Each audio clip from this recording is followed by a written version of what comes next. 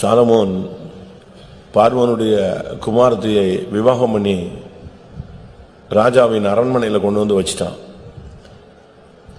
அவனுக்கு அப்பொழுது அது தவறுன்னு தெரியல, இடம் கொடுத்துட்டான். ஆனால் ஒரு குறிக்கப்பட்ட நேரம் வந்த பொழுது அவன் உணர்த்தப்பட்டான்.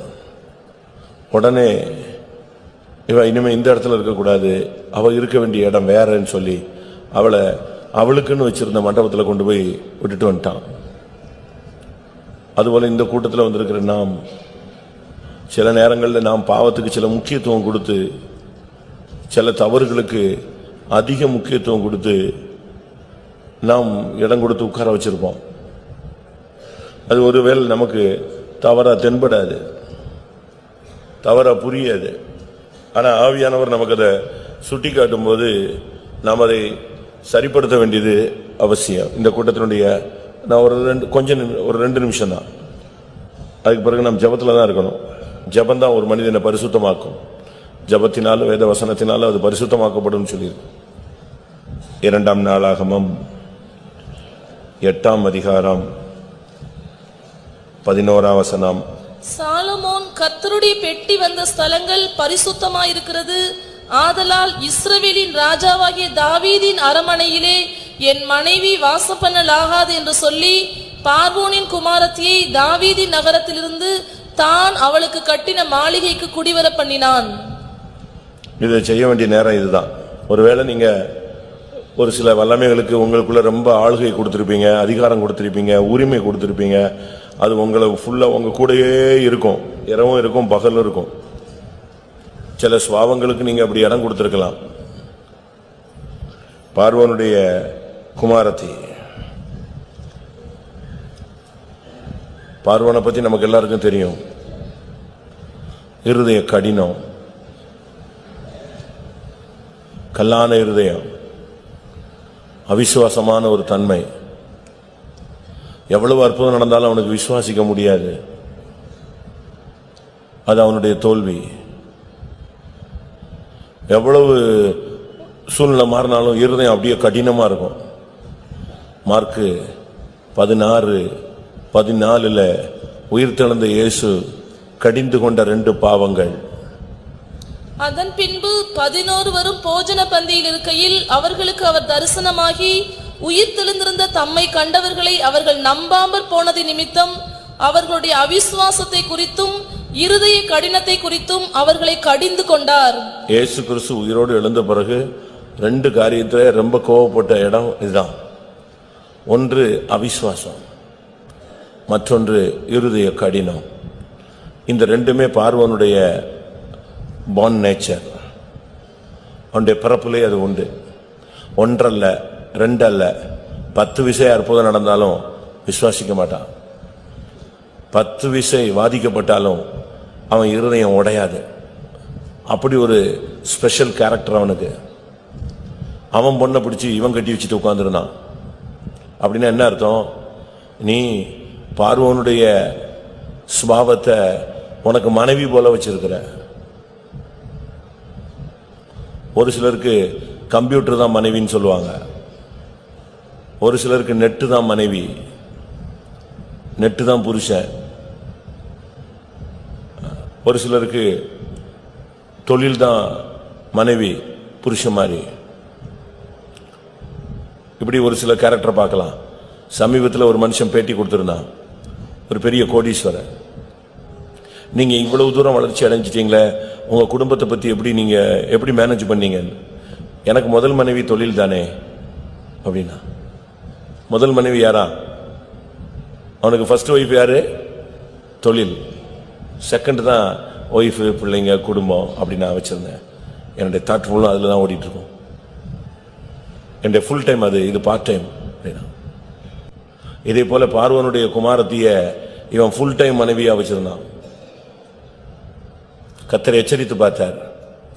அவளை வச்சிருந்தது மாத்திரமல்ல, அவளை கொண்டு வந்து முழு ஆளுகையில அரண்மனையில தாவீதின், இஸ்ரவேலின் ராஜாவாகிய தாவீதின், இல்லாவிட்டால் அபிஷேகம் பண்ணப்பட்டவனுடைய அரண்மனையில கொண்டு வந்தே வச்சுட்டான். நீ பாவத்துக்கு எவ்வளவு முக்கியத்துவம் கொடுக்கிற? உன்னுடைய வாழ்க்கையில இருதய கடினத்துக்கு எவ்வளவு முக்கியத்துவம் கொடுக்கிற? அவிசுவாசத்துக்கு எவ்வளவு முக்கியத்துவம் கொடுக்கிற? யாருக்கு முக்கியத்துவம் கொடுக்கறங்கிறத தேவன் பார்க்கிறார். இன்னைக்கு இந்த வருஷத்தின் கடைசியில அன்னைக்கு சாலமோனுக்கு அவன் செஞ்ச ஒரு மனம் திரும்பின ஒரு காரியம் செஞ்சான்னா அது ஒண்ணுதான் உருப்படியா செஞ்சான். என்ன செஞ்சான்? இஸ்ரவேலின் ராஜாவாகிய தாவீதின் அரண்மனையிலே பார்வோனுடைய குமாரத்தி இல்லாவிட்டால் என் மனைவி வாசம் பண்ணல் ஆகாது. அவ என்னெல்லாமோ சொல்லி பார்த்தா, நீ வா, நீ கிளம்பு. இல்ல நான் இத்தனை வருஷம் இங்க இருந்தது சரி. சில பிசாசு துரத்தும் போது பாத்தீங்கன்னா, பாஸ்டர் அருண்தாஸ் அவர்கள் சென்னையில ஒரு பிசாசு ஒரு ஆவியில இருந்து துரத்தும் போது இரும்புலியூர்ல கேட்டுக்கிட்ட வச்சு துரத்தும் போது அந்த ஆவி சொல்லிச்சு, நான் 28 வருஷம் இருக்கேன், இன்னைக்கு ஒரே நாள்ல என்னைய போன்னு சொல்ற அப்படின்னுச்சு. அது சொல்லுது, 28 வருஷம் நான் என்ன செய்யறேன் இருக்கிறேன், இப்ப உடனே போன்னு சொன்னா எப்படி? இல்ல நீ போய்த்தான் ஆகணும். ஏன்? நான் எல்லா காத்திர கூட்டத்துக்கு போனேனே, அப்ப இந்த நசரேயனாகிய இயேசுவுக்கு கண்ணு தெரியலையா? அப்பவுமே துரத்த வேண்டியதானே? இந்த இயேசு என்ன கண்ணு கட்டா போய் இருந்தாரு, பார்த்துட்டு தானே இருந்தாரு 28 வருஷமா நான் உள்ள இருக்கிறத. அப்பெல்லாம் அமைதியா இருந்துட்டு இன்னைக்கு ஒரே நாள்ல போனா நான் எங்க போறதுன்னு. சில நேரங்களில் கர்த்தர் உன்னுடைய குறைகளை கண்டு மௌனமா இருப்பார், கண்டுகொள்ள மாட்டார். சில நேரங்களில் அவர் மௌனமா இருக்கிறதுனுடைய ரகசியம் நமக்கு தெரியாது. சில நேரங்களில் உனக்கு சுட்டி காட்டுவார், சில நேரங்களில் உன்னை சிட்சிப்பார், சில நேரத்தில் மௌனமா இருந்துருவார், கப்புன்னு ஆஃப் பண்ணிடுவார். காரணம் என்னன்னா, நீ கேட்கிற சத்தியம் உனக்குள்ள வேலை செய்தான்னு பாப்பாரு, நீ பெற்ற அபிஷேகத்தை வச்சு நீ யூஸ் பண்றியான்னு பாப்பாரு, நீயா பாவத்தை எதிர்த்து போராடுறியா அப்படின்னு பாப்பாரு. ஏசாயாவிலும் சொல்லியிருக்கு, சங்கீதத்திலையும் சொல்லியிருக்கு, நான் வெகு காலம் மௌனமா இருந்தேன். உண்மைதான். ஆனா இனி நான் மௌனமா இருக்க மாட்டேன். அப்ப என்ன பண்றது? ஒன்னொன்னா உன் முன்னால கொண்டு வந்து நிப்பாட்டுவேன். 50:21 சங்கீதம். இவைகளை நீ செய்யும் போது நான் மௌனமா இருந்தேன், உன்னை போல் நானும் இருப்பேன் என்று நினைந்தாய். ஆனாலும் நான் உன்னை கடிந்து கொண்டு அவைகளை உன் கண்களுக்கு முன்பாக ஒவ்வொன்றாக நிறுத்துவேன். எப்படி இருக்கும்? சிலர்லாம் சாட்சி சொல்லும் போது சொல்லுவாங்க, பிலிம் ஓடின மாதிரி என் முன்னால போச்சு, அப்படியே ஒன்னொன்னா கொண்டு வந்து நிப்பாட்டிட்டாரு. சொல்றீங்களா? சொல்ல கேட்டிருக்கீங்களா? அப்படி வந்து நிறுத்திடுவார். அதனால வெகு காலம் மௌனமா இருந்த தெய்வம் இப்ப ஒரு டைம் சாலமோனுக்கு டைம் கொடுத்த உடனே ஒரே நாள் தூக்கு, பெட்டியை தூக்கு, டெக்கரேஷனை தூக்கு, ட்ரெஸ் தூக்கு, பாசி ஊசி மணி கிணி எல்லாத்தையும் தூக்கு, பார்வோனுடைய அந்த எகிப்தின் எல்லாத்தையும் தூக்கு, கிளம்பி ஓடி போன்னு சொன்னான். கொண்டு போய் அவன் அழுதா, இல்ல நான் இங்கேயே பழகினது இங்கேதான் இருந்தேன், ஐயோ நீ தயவு செய்து வந்து சேருன்னு சொல்லி இழுத்தே கொண்டு போய் எங்க விட்டுட்டான்? அவளுக்குன்னு ஒண்ணு கட்டி வச்சான், ஒரு ஹாஸ்டல் மாதிரி. அங்க போய் தள்ளிட்டு வந்தான். தான் அவளுக்கு கட்டின மாளிகைக்கு குடிவர பண்ணினான். நீ இப்ப கிளப்பணும். உனக்குள்ள எனக்குள்ள இருக்கிற பார்வோனுடைய குமாரத்தின் ஆவி எல்லாம் அந்த எகிப்தினுடைய கலாச்சாரங்கள், பாரம்பரியங்கள், சம்பிரதாயங்கள், சடங்காச்சாரங்கள், சகல சாஸ்திரங்கள். அப்போஸ்தலர் 7ஆம் அதிகாரம், மோசே எகிப்தின் சகல சாஸ்திரங்களிலும் கற்று தேறினவனா இருந்தான். 7:22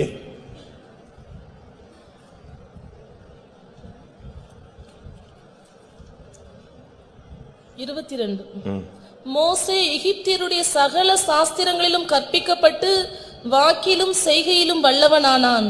எகிப்துங்கிறது சாஸ்திரம், சம்பிரதாயம், சென்டிமெண்ட், சகுனம் பார்க்கிறது, ராகுகாலம் பார்க்கிறது, கேது பார்க்கிறது, யமகண்டம் பார்க்கிறது, நல்ல நாள் பார்க்கிறது, சனிமூலை பார்க்கிறது, என்னெல்லாம் நீ பார்த்தே தெரியாது. இதெல்லாம் நீ இன்னைக்கு கிளப்பணும். ஒரே நாள்ல வேறோட என்ன செய்யணும்? விட்டுங்கணும். பார்வோனுடைய குமாரத்தை வீட்டுக்குள்ள வச்சுக்கிட்டு நீ வாட்டுக்கு அலேலியா போட்டுக்கிட்டு இருந்தா கர்த்தர் உன் ராஜ்ய பார்த்த நிப்பாட்ட முடியாது, தூக்கிடுவாரு. ஆனா சாலமோன மாதிரி ஞானி ஒருத்தனமே கிடையாது. ஒரு சைடுல ஆலயம் கட்டிக்கிட்டே இருப்பான், ஒரு சைடுல தனக்கு அரண்மனை கட்டிக்கிட்டே இருப்பான், இன்னொரு சைடுல பார்வோனுக்கு குமாரத்துக்கு இணைஞ்சிட்டு இருப்பான், மாளிகை கட்டிக்கிட்டே இருப்பான். ஒரே டைம்ல சேம் டைம்ல பயங்கரமான, இங்க வந்தா அப்படியே ஒயிட் அண்ட் ஒயிட்ல அப்படியே அல்லேலூயாங்கிறது, அங்க போனா அப்படியே தியேட்டருக்குள்ள பூந்துறது, சாரா கடைக்கு பூந்துறது, சண்டை போடுறது, வட்டி வாங்குறது, அப்படி திருப்பி இங்க வந்தா ஆமே நல்லேலூயாமா. பொம்பளை பிள்ளைங்க பையங்கள்லாம் அப்படித்தான் இருக்கான் பாதி பேரு. அவன் பின்னால போனாதான் தெரியும் இவன் எங்க போறா எங்க நிக்கிறான். வாசிச்சு பாருங்க. அவன் ஆலயத்தை கட்டினான், அரண்மனையை கட்டினான், தனக்கு ஒண்ணு கட்டினான், அதுக்கு ஒண்ணு கட்டினான். அவன் பாட்டு கட்டிக்கிட்டே இருப்பான். இஷ்டத்துக்கு அவனுக்கு எப்படிலாம் கட்ட முடியுமோ அப்படிலாம் கட்டிக்கிட்டே போவார் அவரு. ஆலயம் கட்டுறதுக்கு எத்தனை வருஷம் ஆச்சு, அடுத்து இது கட்டி முடிக்கிறதுக்கு அவனுக்கு எத்தனை வருஷம் ஆச்சு. அவனுக்கு என்னென்ன கட்ட முடியுமோ கட்டி போய்கிட்டே இருப்பான். அவன் மைண்ட் முழுசும் அப்படித்தான் இருக்கும். வாசிங்க.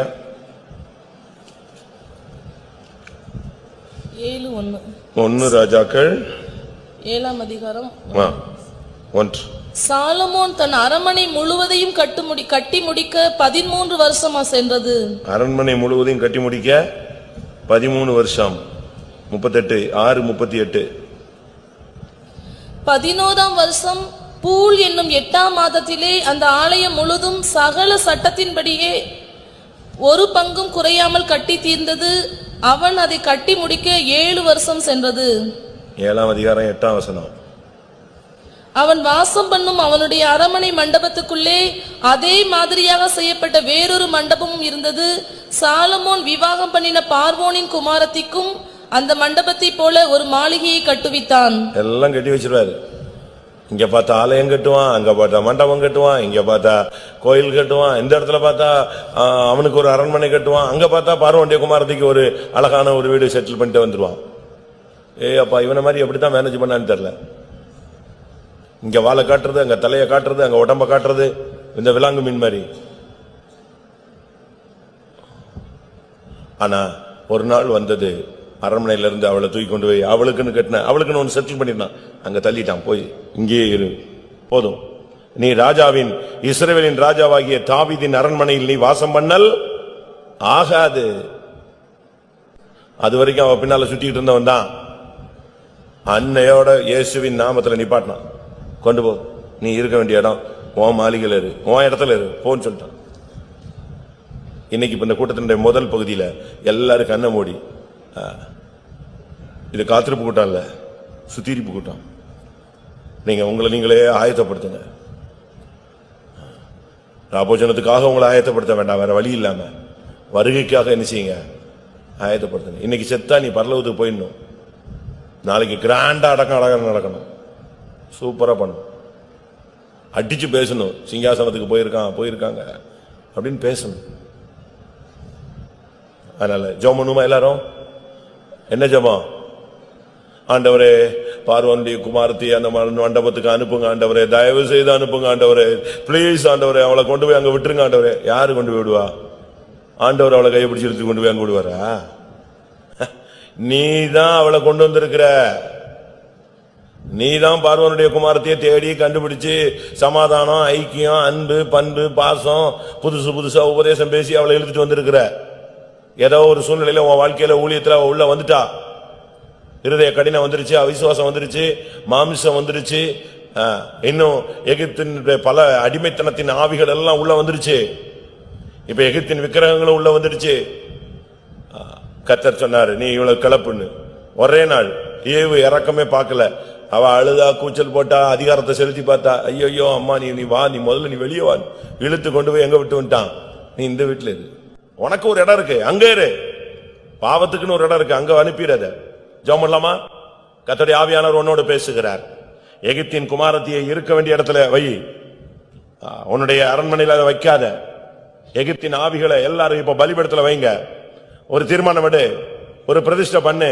நான் இனிமே பேச மாட்டேன், நான் இனிமே பார்க்க மாட்டேன், நான் இனிமே போன் பண்ண மாட்டேன், நான் நம்பரை மாத்திடுறேன், இனிமே நெட்ல போக மாட்டேன், சேட் பண்ண மாட்டேன், வாட்ஸ்அப்ல கனெக்ஷன்ல இருக்க மாட்டேன், இயேசுவின் நாமத்துல எல்லாத்தையும் பலிபீடத்துல வைக்கிறேன். இனிமே அந்த வீட்டு பக்கமே என் 2 வீலர் போகாது, கார் போகாது, அந்த தெரு பக்கமே போக மாட்டேன் ஆண்டவரே. அப்படிதானே? கரெக்ட் தானே நான் சொல்றது? அவள் இருக்கும் சந்துகளுக்கு அடுத்து போனான், அம்பு அவன் ஈரலை பிளந்ததுன்னு தானே பைபிள் சொல்லுது. போவாத, நிப்பாட்டு. ஆண்டவருடைய சமூகத்தில், கர்த்தாவே இனி எகிப்தின் குமாரத்தி என் வீட்டில் இருக்கக்கூடாது, என் ஊழியத்தில் இருக்கக்கூடாது, என் ஜீவியத்தில் இருக்கக்கூடாது, என் மனதில் இருக்கக்கூடாது, என் சிந்தையில இருக்கக்கூடாது, என் இருதயத்தில் இருக்கக்கூடாது, என்னுடைய உணர்வுல கூட இருக்கக்கூடாது, என்னுடைய வாஞ்சையில இருக்கக்கூடாது, என் ரத்தத்துல கூட எகிப்தின் குமாரத்தினுடைய வாசனை இருக்கக்கூடாது. எத்தனை பேர் சொல்றீங்க? அத்தனை பேர் கண்களை மூடி முழங்கால் படியிடுவோம். இஸ்ரவேலின் ராஜாவாகிய தாவீதின் அரண்மனையிலே நீ இனிமேல் வாசம் பண்ணல் ஆகாது. எகிப்தின் வல்லமை இனிமேல் உனக்குள் இருக்கல் ஆகாது. எகிப்திய குணங்கள் உனக்குள் வேண்டாம். எகிப்திய ஆடம்பரங்கள் உனக்குள்ளே வேண்டாம். எகிப்திய முரட்டாட்டங்கள் உனக்குள் வேண்டாம். எகிப்திய தோல்விகள் உனக்குள் வேண்டாம். நாணல் கோலாகிய எகிப்து. எகிப்து நாணல் கோல் அப்படின்னு ஒரு இடத்துல பைபிள் சொல்லியிருக்கு. அது ரீப். அது வாட்டு காத்து இஷ்டத்துக்கு அசைற மாதிரி போகும், தண்ணி போடுற மாதிரி போகும். உன்னை அல்லசடி பட வைக்கும். உன்னுடைய ஊழியத்தையும் ஜீவியத்தையும் அழைப்பையும் தெரிந்துகளையும் அசைச்சுக்கிட்டு இருக்கு. உன்னுடைய அஸ்திவாரத்தை அசைக்கிற அந்த எகிப்தின் வல்லமையை உன்னுடைய இடத்துல இருந்து வெளியே கொண்டு போய் அதின் ஸ்தானத்துக்கு கொண்டு போ இயேசுவின் நாமத்தில். எல்லாரும் கொஞ்ச நேரம் வாயை தரங்க. முக்காடு போடுறது நல்லது. குனியாதீங்க. ஆமென். தலையை உயர்த்துங்கள், சத்தத்தை உயர்த்துங்கள், தேவனை நோக்கி அபயமிடுங்கள். ஆண்டவரே, எனக்குள் எவ்வளவோ எகிப்தின் வல்லமைக்கு இடம் கொடுத்துட்டு இன்றைக்கு அவைகள் என்னை விட்டு அப்புறப்படுத்தப்படட்டும். நான் தீர்மானம் எடுக்கிறேன். ஆமென். நான் திரும்பவும் சொல்றேன். எகிப்தின் குமாரத்தியை சாலமோன் தான் வெளியே கொண்டு போனான். அவளை வேற யாரும் கொண்டு போக முடியாது. தாவீது கொண்டு போக முடியாது. ஏன் பத்சேபாளால அதை கொண்டு போக முடியாது. இல்ல அரண்மனை அதிகாரியாக இருந்ததான எவனும் கொண்டு போக முடியாது. கொண்டு வந்த நீ தான் கொண்டு போகணும். நீ எப்படி அனுமதிச்சு அப்படியே வெளியே கொண்டு போ. ஆமா, நீயே ஒரு தீர்மானம் எடு. நீயே ஒரு பிரதிஷ்டை பண்ணு. நீயே கத்தி கதறி கூச்சல் போடு. கத்தட்ட மன்னிப்பு கேளு. ஆண்டவரே, இனிமேல் பார்வோனுடைய குமாரத்தி என்னுடைய வாழ்க்கையில இருக்க கூடாது. அவ இருக்க வேண்டிய இடத்துல நான் கொண்டு போய் விடுறேன். எத்தனை பேர் அப்படி கேட்கறீங்க? வாயை திறங்க. ஹல்லேலூயா, ஹல்லேலூயா, ஹல்லேலூயா. நாம் இந்த நாட்கள்ல சுத்திரிப்புக்காக பிரியர்கள், நாம் எதை பிரியப்படுத்துகிறோம், எதில் பிரியர்களாக வாழ்கிறோம் என்பதை நாம் சிந்தித்து நம்மை சரிப்படுத்திக் கொண்டிருக்கிற ஒரு நேரம். 2 தீமோத்தேயு 3 அதிகாரம் 2 வசனம். எப்படியெனில் மனுஷர்கள் தற்பிரியராயும் பணப்பிரியராயும். இப்படிப்பட்ட வசனங்களை நாம் பார்க்கும் பொழுது ஜனங்களுடைய நிலவரம் எப்படி இருக்கும், நாம் எப்படி இருக்க வேண்டும்? முதலாவது, மனுஷன் தற்பிரியனாய் மாறுகிறான். தன்னை மாத்திரம் தான் பிரியப்படுத்தணும். தான் என்கிற ஒரு சுயநலவாதியாக மாறுகிறான். அது தவறு. இரண்டாவது, பணப்பிரியர்கள். பணம் உதவும், பணம் தேவை. ஆனா பண ஆசை எல்லா தீமைக்கும் வேறு. இது குறித்து நேற்று இரவு தற்பிரியர்கள், பணப்பிரியர்களை குறித்து நாம் சிந்தித்து நம்மை சுத்திகரித்தோம். இன்றைக்கு காலையில் நாம் அடுத்து 2 தீமோத்தேயு 3 அதிகாரம் 4 வசனத்தில், துரோகிகளாயும் துணிகரம் உள்ளவர்களாயும் இருமாப்புள்ளவர்களாயும் தேவ பிரியராயிராமல் சுகபோக பிரியராயும். அங்கே நாம் சொல்லப்பட்டிருக்கிறது சுகபோக பிரியர்கள். பெந்தேகோஸ்தே மார்க்கம் என்பது, கிறிஸ்தவ மார்க்கம் என்பது சிலுவை மார்க்கம். இதுல சுகபோகத்துக்கு நாம் இடம் கொடுக்க கூடாது. கர்த்தர் கொடுப்பாரு, பிசாசு கூட கொடுப்பான். பிசாசு சொல்றான், இயேசுட்ட என் காலில் விழுங்க, உலகத்தினுடைய மகிமையெல்லாம் உங்களுக்கு என்ன செய்யறேன் தாரன்னு சொன்னான். விழுந்தா தந்திருப்பான். நம்ம விசுவாசிகள் கூட பிசாசின் காலில் போய் விழுந்து உலகத்தின் மகிமையை வாங்கி கொள்றாங்க. ஆனா சுகபோகமாய் வாழ்கிறவள் உயிரோடு செத்தவள். சுகபோகம் உன்னை பரலோகத்துக்கு இழுத்துட்டு போகாது. அந்த ஐஸ்வர்யவான பாதாளத்துக்கு, வேதனை உண்டாக்கும் இடத்துக்கு அழைத்து கொண்டு போனது, இல்லாவிட்டால் இழுத்து கொண்டு போனது, இல்லாவிட்டால் கொண்டு போய் சேர்த்தது. நான்காவதாக கலாத்தியர் 1:10 இப்பொழுது நான் மனுஷரையா தேவனையா யாரை நாடி போதிக்கிறேன்? மனுஷரையா பிரியப்படுத்த பார்க்கிறேன். நான் இன்னும் மனுஷரை பிரியப்படுத்துகிறவனா இருந்தால் நான் கிறிஸ்துவின் ஊழியக்காரன் அல்லவே. அடுத்து அங்கே சொல்லப்பட்டதான பிரியன் என்று சொல்லுகிறது மனுஷரை பிரியப்படுத்துவது. புருஷனை பிரியப்படுத்துறது, மனைவியை பிரியப்படுத்துறது, ஊழியக்காரங்களை பிரியப்படுத்துகிறது, இல்லாவிட்டா சொந்தக்காரர்கள், நண்பர்கள், இவங்களை தான் பிரியப்படுத்த நாம் முயற்சி எடுக்கிறோம். மனுஷனை பிரியப்படுத்துவனா இருந்தால் நீ கிறிஸ்துவின் ஊழியக்காரன் அல்லவே. இப்பொழுது இன்றைக்கு நீதிமொழிகள் 29:10. இரத்த பிரியர் உத்தமனை பகைக்கிறார்கள். இரத்த பிரியர் உத்தமனை பகைக்கிறார்கள்.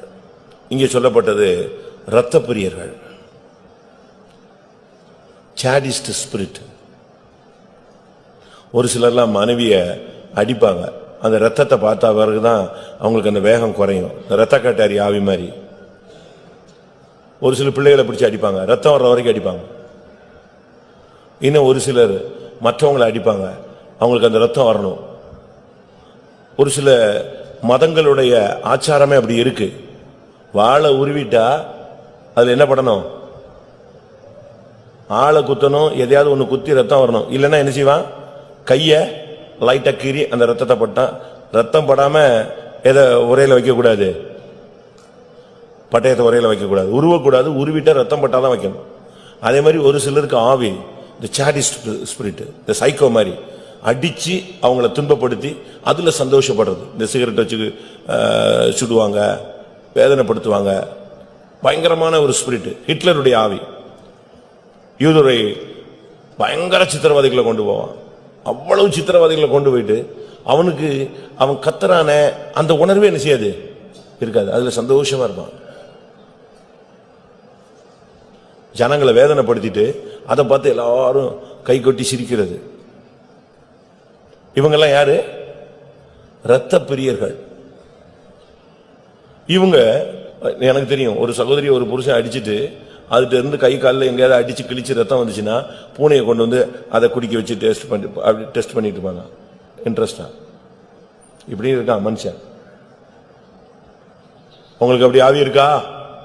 இரத்த பிரியர்கள். இவங்களுடைய ஃபர்ஸ்ட் ஹேபிட் என்னன்னா, உத்தமனை பகைப்பார்கள். பரிசுத்தவான்களை பிடிக்காது, உத்தமர்களை பிடிக்காது, ஆவிக்குரியவர்களை பிடிக்காது.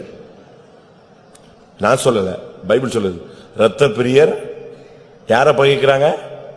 உத்தமனை பகைக்கிறார்கள். ஒரு ஆவிக்குரியவன், ஒரு ஜெபிக்கிறவன், ஒரு புத்தி சொல்றவன், ஒரு முழங்கால் நிக்கிறவன், நல்ல கர்த்தருக்காக நிக்கிற மனுஷன், பாவத்துக்கு விலகின மனுஷன், அவன் தான் உத்தமன். தன் மனதை அடக்குபவன், தன் மனதை அடக்குபவன் உத்தமன். நல்ல ஒரு ஸ்பிரிச்சுவல்ல வளர்றவனை பார்த்தா பிடிக்காது. ஆமா, பெரிய நோய் வந்தா அப்படியே வானத்துல இருந்து குதிச்ச மாதிரி சொல்றான் அப்படிமா. இப்படி நீயும் நானும் எப்பமாவது சொல்லியிருந்தோம்னா நம்ம பேர் என்னது? என்னது? இரத்த பிரியர். 2 சாமுவேல் 16 அதிகாரம் 16, 17, 18 சாரி தப்பு, 2 சாமுவேல் 16, 7, 8. சீமேயி அவனை தூஷித்து, இரத்த பிரியனே, பேலியாளின் மனுஷனே, தொலைந்து போ, தொலைந்து போ. சவுலின் ஸ்தலத்தில் ராஜாவான உன்மேல் கர்த்தர் சவுல் வீட்டாரின் இரத்த பழியை திரும்ப பண்ணினார். கர்த்தர் ராஜ்யபாரத்தை உன் குமாரனாகிய அப்சலோமின் கையில் ஒப்புக் கொடுத்தார். இப்போதும் இதோ உன் அக்கிரமத்தில் அகப்பட்டாய், நீ இரத்த பிரியனான மனுஷன் என்றான். எப்படி? சீமேயி தாவீத கல்லு மண்ணு அள்ளி போட்டு நாசமா போனான். சொல்லும் போது அவன் சொன்ன குற்றச்சாட்டு என்னது? நீ ஒரு இரத்த பிரியன். பாருங்க, அவனால ஆலயத்தை கட்டவே முடியல கடைசி வரைக்கும். யாருக்கு? ஆலயத்துக்காக லட்சக்கணக்கில் கோடிக்கணக்கில் சேர்த்து வைக்க சக்தி இருந்துச்சு தவிர கர்த்தர் சொல்லிட்டாரு, நீ யுத்தத்தில் அதிகமா ரத்தம் செஞ்சு இருக்கிற, அதனால நீ என்ன செய்யாத, ஆலயத்தை கட்டாத, வேண்டாம். ஆனா ஆலயம் கட்டணும்னு பயங்கர பிரதிஷ்டை பண்ணியிருந்தாரு. யாரு? தாவீது. ஆலயத்தை கட்டணும்னு என்ன பிரதிஷ்டை பண்ணியிருந்தான்? பெட்ல மெத்தையில படுத்து தூங்க மாட்டேன், நைட்ல தூங்கவே மாட்டேன். ஜெபிச்சானா? அப்படி ஜெபிச்சானா? 132 சங்கீதம் 2, 3, 4, 5. அவன் நான் கர்த்தருக்கு ஒரு இடத்தையும் யாக்கோபின் வல்லவருக்கு ஒரு வாசஸ்தலத்தையும் காணும் மட்டும் என் வீடாகிய கூடாரத்தில் பிரவேசிப்பதும் இல்லை, என் படுக்கையாகிய கட்டிலின் மேல் ஏறுவதும் இல்லை, என் கண்களுக்கு நித்திரையையும் என் இமைகளுக்கு உறக்கத்தையும் வரவிடுவதும் இல்லை என்று கர்த்தருக்கு ஆணையிட்டு யாக்கோபின் வல்லவருக்கு பொருத்தனை பண்ணினான். எப்படி பொருத்தனை பண்ணிருக்கான் பாருங்க. நான் வீட்டுக்குள்ள போக மாட்டேன், நான் வெளியவே தங்குவேன், படுக்கையில போய் படுக்க மாட்டேன், பெட் போட்டு படுக்க மாட்டேன், தரையிலே படுத்துக்குவேன், நான் தூங்கவே மாட்டேன், என் கண்களுக்கு நித்திரை வரக்கூடாது, யாக்கோபின் வல்லவருக்கு ஒரு ஆலயத்தை கட்டணும் கட்டணும் கட்டணும்னா நல்ல ஆசை. கணக்கு வழக்கில்லாத பொண்ணும் பொருளும் சேர்த்து வச்சுட்டான். ஆனா ஃபைனலா வரும்போது கர்த்தர் சொன்னாரு, இல்ல நீ என் ஆலயத்தை கட்ட மாட்டாய். எப்படி இருக்கும் வாசிங்க. நீ 1 நாளாகமம் 28:3. ஆனாலும் தேவன், நீ என் நாமத்துக்கு ஆலயத்தை கட்ட வேண்டாம், நீ யுத்த மனுஷனாய் இருந்து இரத்தத்தை சிந்தினாய் என்றார். எப்படி? நீ ரத்தத்தை சிந்தினதுனால, ரத்தப்பழி உன் மேல இருக்கிறதுனால நீ சண்டை போட்டு சண்டை போட்டு சண்டை போட்டு சண்டை போட்டு சண்டை போட்டு அப்படியே ராஜ்யபாரத்தை சிறப்படுத்தினாலும் என் ஆலயத்தை கட்டுக்கணும்னு ஒருத்தன் ஆசைப்பட்டானா அவன் எதை சிந்தக்கூடாது? ரத்தம் சிந்தக்கூடாது, மற்றவனை வேதனைப்படுத்தக்கூடாது, மற்றவனை நீ சிலுவையில் அறிஞ்சு கையும் காலையும் ஆணியில் அடிச்சு முள்ளு முடி சூட்டி முதுகெல்லாம் பிச்சு எடுத்து ரத்த வலியை வச்சுட்டு நீ இங்க வந்து என் கோயில வந்து அழகா கட்டணும்னு ஆசைப்படாத. நீ என் ஆலயத்தை கட்ட, மறுபடியும் வாசிங்க, என் ஆலயத்தை நீ என் நாமத்திற்கு ஆலயத்தை கட்ட வேண்டாம். வேண்டாம், வாய மூடுன்ட்டாரு. வேண்டாம், அந்த சப்ஜெக்ட் பேசாத. நீ உன் பிரதிஷ்டையெல்லாம் தூக்கி குப்பையில போடு. என்ன பெரிய பிரதிஷ்டை பண்ணிட்ட? யாக்கோபின் வல்லவருக்கு நான் ஆலயத்தை கட்டுவேன். நீ சிந்தின ரத்தம் எவ்வளவு இருக்கு யோசிச்சு பாருங்க. அதெல்லாம் நீ சரிப்படுத்தணும். உன் மூலமா ரத்தம் சிந்தின எத்தனை பேரை ரத்தம் சிந்தனை வச்சியோ, துக்கப்படுத்த வச்சியோ, வேதனைப்படுத்தினியோ, அவளை பற்றி நீ ஒப்புரவாகு. அதனால சீமையை வந்து சொன்னா, ரத்த பிரியனே தொலைந்து போ, கர்த்தர் சவுலின் வீட்டின் ரத்த பழியை உன் தலையில சுமத்திட்டாருன்னு சொன்னான். வழியெல்லாம் ஏசிக்கிட்டே தான் வந்தான், ரோடு ரோடா. இவன் அழுதுகிட்டே போய்கிட்டே இருக்கான், செருப்பு கூட போடல, வெறுங்காலாய் போய்கிட்டு இருக்கான். ஐயோன்னு அபிஷாயி துள்றான், வெட்டிட்டமா குத்திட்டுமான்னு. இவன் சொன்னா ஜம்முன்னுறான், அவன் ஏசிட்டு போறான், விடுறான்னு சொல்றான். கர்த்தர் தான் அவனை ஏச சொல்லியிருக்காரு, மண்ணல்லி போட சொல்லியிருக்காரு, கல்லல்லி போட சொல்லியிருக்காரு. அவன் சொல்லிக்கிட்டே கூட வரான், ரத்த பிரியனையை தொலைஞ்சு போ, ரத்த பிரியனையை தொலைஞ்சு போ. கர்த்தர் பாடுற அவனை நியாயம் திருத்திட்டாருனா எப்படி இருக்கும்? நம்முடைய பெயர் ரத்த பிரியனா? ரத்த பிரியர்கள் உத்தமனை பகைக்கிறார்கள். உன்னால ஆவிக்குரியனோட ஐக்கியமாக முடியுதா? சபையில எவெல்லாம் கொலைப்படியும் அவன் கூட போய் உனக்கு டைப் ஆக முடியும். எவன் பின்மாற்றத்தில் இருக்கானோ அவன் கூட போய் சேர்ந்துக்குவ. எவன் சபையிலுடைய உபதேசத்துக்கு அமாரா இருக்கானோ அவன் கூட சேர்ந்துக்குவ. உனக்கு கர்த்தருக்காக நிக்கிற அந்த ஜனத்தோடு நிக்க உத்தமமான ஒரு கூட்டத்தை ஆயத்தப்படுத்துறார் இல்லையா? இந்த சபையினுடைய நோக்கம் ஒரு பெருந்திரள் கூட்டம் அல்ல. லூக்கா 1 அதிகாரத்தில் சொல்லி இருக்கிறது, உத்தமமான ஜனத்தை ஆயத்தப்படுத்துறது தான் நம்முடைய டார்கெட்டு, நம்ம மினிஸ்ட்ரியினுடைய டார்கெட்டு அதுதான். அதுக்கு தான் கர்த்தர் உன்னையும் என்னையும் கொண்டு வந்திருக்கிறார். 1:17 பிதாக்களுடைய இருதயங்களை பிள்ளைகளிடத்திற்கும் கீழ்ப்படியாதவர்களை நீதிமான்களுடைய ஞானத்திற்கும் திருப்பி உத்தமமான ஜனத்தை கர்த்தருக்கு ஆயத்தப்படுத்தாக. இதுதான் நம்முடைய ஊழியம். எந்த ஜனத்தை? மதுரையிலிருந்து ஒரு 400 விசுவாசிகளை ஆயத்தப்படுத்த முடியாக இல்ல. இந்த 400ல 40, 80, 150, 380 யார மாறணும்? உத்தமமான ஜனத்தை ஆயத்தப்படுத்துறதா ஊழியம். ஆனா இந்த உத்தமனா உனக்கு பிடிக்காது. ஏன்னா அவன் கண்டிப்பான், அவன் புத்தி சொல்லுவான், உன்னை சரிப்படுத்தணும்னு நினைப்பான். ஆவிக்குரிய வாழ்க்கையில வந்துட்ட பிறகு நம்மில் எத்தனை பேர் இரத்த பிரியர்களாக இருக்கிறோம்? 2 சாமுவேல் 21:1 பார்க்கும் பொழுது, தாவீதின் நாட்களில் 3 வருஷம் ஓயாத பஞ்சம் உண்டாயிருந்தது. அப்பொழுது தாவீது கர்த்தருடைய சமூகத்தில் விசாரித்தான். கர்த்தர் கிபியோனியரை கொன்று போட்ட சவுலுக்காகவும் இரத்த பிரியரான அவன் வீட்டாருக்காகவும் இது உண்டாயிற்று என்றார். நீயும் நானும் இரத்த பிரியனா இருந்தா நமக்கு பஞ்சம் உண்டாகும். வறுமை, கஷ்டம், தடை, தரித்திரம், சாபம், வாய்க்கல இப்படிலாம் நீங்க சொல்றீங்கன்னா உங்களுக்குள்ள இரத்த பிரியனுடைய ஆவி இருக்கான்னு பாருங்க. சவுலுடைய குடும்பத்தாராகிய இரத்த பிரியர்கள் நிமித்தம் இந்த ஓயாத பஞ்சம் ஒரு நாள் இல்ல, எத்தனை வருஷம்? 3 வருஷம். தாவீதின் காலத்துல பயங்கர பஞ்சம். அவனும் இந்த பஞ்சத்தை போக்குறதுக்கு என்னெல்லாமோ பண்ணி பார்த்தான், ஒன்னும் செட் ஆகல. கடைசியில் கர்த்தர்ட்ட போய் கேட்டான், ஆண்டவரே இது என்ன சுவாமி, இவ்வளவு பெரிய பஞ்சம் என் தேசத்துல வருஷ கணக்கா இழுத்துக்கிட்டே போதேன். அப்ப சொன்னாரு, இது இரத்த பிரியனான சவுல் நிமித்தம், அவன் வீட்டார் நிமித்தம் வந்தது. உன் ஆசீர்வாதத்துக்கு தடை உன்னுடைய ரத்தம் சிந்துகிற புத்தினால்தான். மற்றவங்களுடைய இரத்த பலிகளுக்கு நீ நீங்களாகணும். அடுத்தவங்க இரத்த பலிக்கு நீ உள்ள போய் சிக்கிரக்கூடாது. உன் நிமித்தம் ஒருவன் இடல் அடைந்தால் தப்பு. இந்த சபையிலிருந்து ஒருத்தன் உன் நிமித்தம் இடல் அடி வெளியே போயிட்டான்னா தொலைஞ்ச நீதான் கணக்கு. அவனா போய் தன் அக்கிரமத்துல போனான்னா வேற விஷயம். உன்னுடைய செயல், உன்னுடைய பேச்சு, உன்னுடைய ஏதாவது ஒன்று அவனை இடற வைக்க கூடாது. தாவீது ஒரு இரத்த பிரியன், அதனால கர்த்தர் ஆலயத்தை கட்டவிடல. சவுல் ஒரு இரத்த பிரியன், அப்படினால அவனுடைய ஓட்டம் ஜெயமா முடியல. அதே நேரத்தில் ஒரு பெரிய பஞ்சம் தேசத்துக்கு வர்றதுக்கு அவனுடைய இரத்த பிரியனுடைய ஆவி போராடினது. சங்கீதம் 5:6, 5ஆம் சங்கீதம் 6ஆம் வசனம். பொய் பேசுகிறவர்களை அழிப்பீர், இரத்த பிரியனையும் சூதுள்ள மனுஷனையும் கர்த்தர் அருவருக்கிறார். இரத்த பிரியனா இருந்தா கர்த்தர் உன்னை அருவருக்கிறார். அப்படிதான் பைபிள் சொல்லுகிறார். இரத்த பிரியனையும் சூதுள்ள மனுஷன், இருதயத்தில் ஒன்ன வச்சுக்கிட்டு வெளியே அப்படி சிரிக்கிறது, கபட நாடகம் ஆடுறது, இப்படிப்பட்ட ஆவிகள்லாம் வஞ்சிக்கிறது, ஏமாற்றுகிறது, சிரிச்சுக்கிட்டே இருப்பான், கழுத்தை அறுத்துருவான்.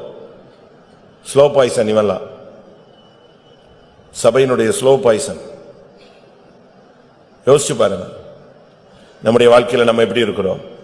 இரத்த பிரியர்களை கர்த்தர் அருவருக்கிறார். இரத்த பிரியனை ரொம்ப நாள் நீடிக்க முடியாது, பாதி வழியிலேயே அவுட் ஆயிடுவான். சவுல்லாம் சீக்கிரமா செத்துட்டான். அவனா போய் ஈட்டி நட்டி திருப்பி விழுந்து இன்னொருத்தன் வெட்டி, ஐயோ அவனுடைய வாழ்க்கை. அதனால தான் சொல்லியிருக்கிறது, இரத்த பிரியனை கர்த்தர் பாதி வயதுல எடுத்துடுறாரு, தூக்கிடுறாருன்னு சொல்லுது. சங்கீதம் 26:9. சாரி, வாசிங்க. என் ஆத்துமாவை பாவிகளோடும் என் ஜீவனை இரத்த பிரியரோடும் கூட வாரிக்கொள்ளாதேயும். இரத்த பிரியரோடு சேர்ந்து என் ஆத்துமாவை வாரிக்கொள்ளாதேயும். காரணம் என்ன? 55ஆம் சங்கீதம் 23ஆம் வசனம். தேவனே, நீர் அவர்களை அழிவின் குழியில் இறங்க பண்ணுவீர். இரத்த பிரியரும் சூதுள்ள மனுஷரும் தங்கள் ஆயுளின் நாட்களில் பாதி வரையிலாகிலும் பிழைத்திருக்க மாட்டார்கள். ஆயுசுல எவ்வளவு தூரம் கூட அவன் நிக்க மாட்டான், பாதி வயசோட அவன் க்ளோஸ் ஆயிடுவான், தூக்கிட்டு வரவன். நீங்க பாருங்க, இந்த ரவுடிஸ் எல்லாம் பண்ணுவாங்க, 30-35 வயசுல இன்னொருத்தவன் போட்டு போயிடுவான். அப்படித்தானே? பட்டயத்தை எடுத்தால் பட்டயத்துல உனக்கு என்னது முடிவுன்னு பைபிள் சொல்லி, சின்ன வயசுல செத்து போயிடுறாங்க. இவன் 2 பேரை கொண்டுருவான், அவன் டைம் பார்த்து கரெக்டா வச்சு இவனை க்ளோஸ் பண்ணிட்டு போயிடுவான். அப்ப இவங்களுக்கு என்னது? இரத்த பிரியர்கள். இரத்த பிரியர்களுடைய முடிவை பத்தி பைபிள் சொல்லுகிறது, அவர்கள் பாதி வயதை கூட என்ன செய்ய மாட்டார்கள், கடந்து போக மாட்டார்கள். அதனாலதான் அவன் சொல்றான், இரத்த பிரியனை போல ஏன் ஆத்துமாவை பாதி வயசுல எடுத்துறாதீங்க ஆண்டவரே அப்படிங்கிறான். எப்படி ஆவி இருக்கா? இந்த பார்வோனுடைய ஆவி எப்படின்னா, அந்த ஜனங்களை போட்டு அட்டி அட்டி அட்டின்னு ஆலோட்டிகளை வச்சு மேய்க்கிறது, இந்த மாடு அடிக்கிற மாதிரி அடிக்கிறது. அவங்க பாவம் அந்த செங்கலை அரைகுறைய அறுத்துட்டு வந்தா அவங்களுக்கு உடனே சொல்லுவாங்க, உங்களுக்கு நாங்க தாளடிகள் தர மாட்டோம். செங்கல் அறுத்தா கூலி என்னது? பணம் கிடையாது, நெல்லு கிடையாது, என்னது? வைக்கோல். எப்படி இருக்கும்? செங்கல் அறுத்தா கூலி என்ன கிடையாது, பணமோ பொருளோ கிடையாது. எது? என்னது? தாளடிகள். அப்படின்னா என்னது? வைக்கோல் அறுத்துட்டு போனது போக மிச்சது. இதை எடுத்துக்கிட்டு அவன் கொண்டு போய் அந்த வயல்ல இருந்து எடுத்துக்கொண்டு போய் அவங்க என்ன செய்யணும், சேர்த்து வச்சிருப்பாங்க. அதை இவன் கொண்டு போய் அந்த வைக்கோலை வித்து காசு வாங்கி, அதுக்கு பிறகு அவன் சோத்துக்குரியதை வாங்கி வீட்டுல போய் என்ன செய்யணும், சோறு பொங்கி சாப்பிடணும். இதுதான் இஸ்ரவேலுடைய தலையெழுத்து. எப்படி இருக்கும் பாருங்க. டைம் ஆன பொழுது, ஜனங்கள் விடுதலையை தேடின பொழுது பார்வோன்னு சொன்னா, நீ எதுக்கு அவனுக்கு வைக்கோல் கொடுக்கற? கொடுக்காத, வேலையை கரெக்டா வாங்கு, சாயங்காலம் வெளியே அனுப்பு. அவன் போய் வயல்வெளியில எதை தேடி எடுத்துக்கிட்டோம், வைக்கோலை பொறுக்கி அதை கொண்டு போய் திருப்பி வித்து சோத்து சாப்பிட்டோம். அப்பதான் அவனுக்கு புத்தி வருங்கண்ணா. வாசிங்க எப்படி இருக்கான்னு பாருங்க. அப்பொழுது ஜனங்களின் ஆளோட்டிகளும் அவர்கள் தலைவரும் புறப்பட்டு போய் ஜனங்களை நோக்கி, உங்களுக்கு வைக்கோல் கொடுப்பதில்லை, நீங்களே போய் உங்களுக்கு அகப்படுகிற இடங்களில் வைக்கோல் சம்பாதியுங்கள். எப்படி இருக்கும்? 7ஆம் வசனம். செங்கல் வேலைக்கு நீங்கள் முன்போல இனி ஜனங்களுக்கு வைக்கோல் கொடுக்க வேண்டாம், அவர்கள் தாங்களே போய் தங்களுக்கு வைக்கோல் சேர்க்கட்டும். எப்படி இருக்கும்? வேலையெல்லாம் செஞ்சுட்டு இவன் வயல்வெளியில போய் வைக்கோல் எடுத்து அதை கொண்டு போய் கடையிலயோ எங்கேயோ மார்க்கெட்ல கொடுத்து அதுல இருந்து இவன் என்ன செய்யணும்? சோத்துக்குரியதை வாங்கிட்டு போய் சோறு வாங்கிட்டு வரட்டும், அப்பதான் புத்தி வரும்னா. என்ன மாதிரி ஸ்பிரிட் பாருங்க, கொடுமையான ஒரு ஆவி. நம்ம ஆளுங்க கூட அப்படித்தான். 12 ரூபா கொடுத்துட்டு அதுக்கு 28 ட்ரிப்பு கணக்கு கேட்பான். கொடுத்தது எத்தனை ரூபா? 12 ரூபா. அதுல 4 பேர் சாப்பிடணும், 7 பேர் குழம்பு வைக்கணும், இதுல வேற வாய்க்கு ருசியாக இருக்க வேண்டும். மெனு கொடுத்துட்டு போயிடுவாரு. நீ எந்த காலத்துல இருக்கிற? கற்காலத்துல இருக்கிறியா? அதுல வேற டேஸ்டா இருக்கணும், இல்லைன்னா அதுக்கு அடிப்பாரு, இல்லைன்னா கோவப்படுவாரு. 5 ஸ்டார் மாதிரி இருக்கணும். அது எவ்வளவு செலவழிச்சாய்? அதுல எவ்வளவு மீதம் எடுத்தாய்? நீ அதே 12 ரூபாய்க்கு நீ அதே குழம்பு வச்சு நீ கொடுத்துரு, அவ வேலைக்கு போட்டோம், நீ சமையல் ஆயிரு, பொம்பளைய மாறிடு. உனக்கு இப்படி செய்ய முடியுமா? யோசிச்சு பாருங்க. இதெல்லாம் தவறு. ஆனா இவர் தேவைப்பட்டா போய் ஒரு பிரியாணி சாப்பிட்டு வந்துருவாரு, 4 முட்டை சாப்பிட்டு வந்துருவாரு, தோசை சாப்பிட்டு வீட்டுக்கு வந்துருவாரு, அமைதியா ஒண்ணும் தெரியாத மாதிரி உட்காந்துக்குவாரு. அப்படியா? இதெல்லாம் சேடிஸ்ட் ஸ்பிரிட்டுங்க. மற்றவங்களை துக்கப்படுத்தி வேதனைப்படுத்தி அதுல குளிர்காயிற ஒரு பழக்கம் தப்பு. உனக்கு பிதாவின் சிந்தை இல்லை, உனக்கு தாயின் சிந்தை இல்லை. அடுத்ததாக